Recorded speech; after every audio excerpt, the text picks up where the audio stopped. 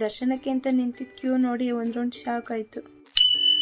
Hi hello ಎಲ್ರಿಗೂ ನಮಸ್ಕಾರ, welcome to my mini blog. ಬೆಳಗ್ಗೆನೆ ಎದ್ದು ಫಸ್ಟ್ ಹೋಗಿ ಫ್ರೆಶ್ ಅಪ್ ಆಗ್ಬಿಟ್ಟು ಆಮೇಲಿಂದ ಬಂದು ಫಸ್ಟ್ ABC ಜ್ಯೂಸ್ನ ಕುಡ್ಕೊಂಡು ಇನ್ನು ಹಬ್ಬನೇ ಬೆಳಗ್ಗೆನೆ ಮುಗಿಸ್ಕೊಳ್ಳೋಣ ಅಂತ ಫಸ್ಟ್ ಹೋಗಿ ನೆಲ ಒರೆಸ್ಕೊಟ್ಟು ಆಮೇಲೆ ಹೋಗಿ ನಾನು ಫ್ರೆಶ್ ಅಪ್ ಆಗಿ ಬಂದು ಅವರೆಕಾಳು ಉಪ್ಪಿಟ್ಟು ಮಾಡ್ಕೊಳ್ಳೋಣ ಅಂತ ಫಸ್ಟ್ ಎಲ್ಲ ಹೆಚ್ಚಿಟ್ಟು ಎಲ್ಲ ರೆಡಿ ಮಾಡ್ಕೊಂಡು ಇನ್ನೊಂದು ಕಡೆ ಒಗ್ಗರಣೆಗೆ ಹಾಕಿ ಅದನ್ನ ಕೂಗಕ್ಕಿಟ್ಟು ಅದು ಕೂಗೋಷ್ಟರಲ್ಲಿ ಪಕ್ಕದಲ್ಲಿ ನಾನು ತಂಬಿಟ್ಟು ಮಾಡ್ಕೊಳ್ಳೋಕೆ ಅಂತ ಎಲ್ಲ ರೆಡಿ ಮಾಡ್ಕೊತಾ ಇದ್ದೆ. ಯೂಶಲಿ ನಾನು ಸಂಜೆ ಹೊತ್ತೇ ಮಾಡ್ತಾ ಇದ್ದಿದ್ದ ಹಬ್ಬನ, ಬಟ್ ಈ ಸಲ ಎಕ್ಸಾಮ್ಸ್ ಇರೋದ್ರಿಂದ ಸ್ವಲ್ಪ ಬೇಗನೆ ಮಾಡ್ಕೊಂಡ್ಬಿಡೋಣ, ಇನ್ನು ಸಂಜೆ ನನಗೆ ಓದ್ಕೊಳ್ಳೋಕೆ ಸರಿ ಆಗುತ್ತೆ ಅಂತ ಬೆಳಗ್ಗೆನೆ ಹಬ್ಬ ಮಾಡೋಣ ಅಂತ ಹೇಳ್ಬಿಟ್ಟು ಮಾಡ್ತಾ ಇದ್ದೆ. ಇನ್ನು ನಾನಿಲ್ಲಿ ರೆಡಿ ಮಾಡ್ಕೊಳ್ಳೋ ಅಷ್ಟರಲ್ಲಿ ನಮ್ಮ ಮನೇಲಿ ಪೂಜೆಗೂ ರೆಡಿ ಮಾಡಿ ಪೂಜೆ ಮುಗಿಸಿ ಇಬ್ರು ತಿಂಡಿ ತಿನ್ಕೊಂಡು ಇನ್ನು ಸಂಜೆ ಹಂಗೆ ಇಬ್ರು ರೆಡಿ ಆಗ್ಬಿಟ್ಟು ದೇವಸ್ಥಾನಕ್ಕೆ ಹೋಗೋಣ ಅಂತ ಹೊರಟ್ವಿ. ಹಂಗೆ ಹೋಗ್ತಾನೆ ದಾರಿಲಿ ಹಣ್ಣು ಕೈನೆಲ್ಲ ತಗೊಂಡು ದೇವಸ್ಥಾನದ ಹತ್ರ ಹೋಗಿ ನೋಡಿದ್ರೆ ಸಿಕ್ಕಾಬಟ್ಟೆ ಕ್ಯೂ ಇತ್ತು. ಆ ಕ್ಯೂ ನೋಡೇ ಒಂದ್ ರೌಂಡ್ ಶಾಕ್ ಆಯ್ತು. ನಾವೆಲ್ಲ ಸುಮಾರಾಗಿ ಇರ್ತಾರೆ ಅಂತ ಅನ್ಕೊಂಡು ಹೋದ್ರೆ ಇಲ್ಲಿ ನೋಡಿದ್ರೆ ಸಿಕ್ಕಾಬಟ್ಟೆ ಜನ ಇದ್ರು. ಅದೇ ರೀತಿ ಅರೇಂಜ್ಮೆಂಟ್ ಕೂಡ ತುಂಬಾನೇ ಚೆನ್ನಾಗಿ ಮಾಡಿದ್ರು. ಅಷ್ಟು ಜನ ಇದ್ರು ಕೂಡ ಎಷ್ಟು ನೀಟಾಗಿ ಆರ್ಗನೈಸ್ ಮಾಡಿದ್ರು ಅಂದ್ರೆ ಪ್ರತಿಯೊಬ್ರು ಕೂಡ ನೆಮ್ಮದಿಯಾಗಿ ಸಮಾಧಾನವಾಗಿ ದರ್ಶನ ಮಾಡಿಕೊಂಡು ಪೂಜೆ ಎಲ್ಲ ಮುಗಿಸ್ಕೊಂಡು